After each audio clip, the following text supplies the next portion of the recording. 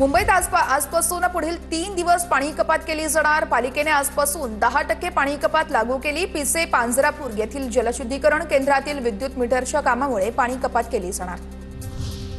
Mumbai coastal रोडवर वरळीजवळ कारचा भीषण अपघात। भरधाव कार थेट समुद्रात कोसळली। रात्री 11 वाजण्याच्या सुमारास घटना घडली।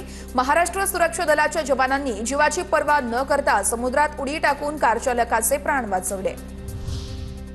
नाशिकच्या इगतपुरीमध्ये 47 हेक्टरवर चित्रनगरी उभारण्याचा राज्य सरकारचा प्रस्ताव। उपमुख्यमंत्री अजित पवार यांच्या उपस्थितीमध्ये झाली बैठक। तज्ञ सल्लागारांच्या अहवालातील व्यवहार्यता तपासूनच प्रस्ताव सादर करण्याचे उपमुख्यमंत्री अजित पवारांचे निर्देश।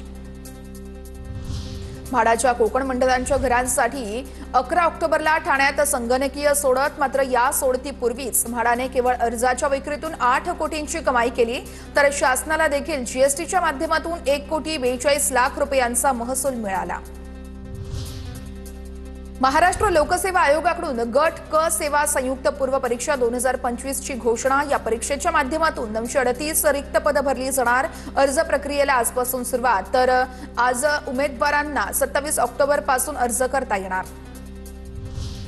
ठाणे कोपर रेल्वे स्थानकाला बुलेट ट्रेन स्थानकाशी जोडणार। उपमुख्यमंत्री एकनाथ शिंदेंचे महत्त्वाचे निर्देश। मुंबई अहमदाबाद बुलेट ट्रेन मार्गावरील हे महत्त्वाचं जंक्शन।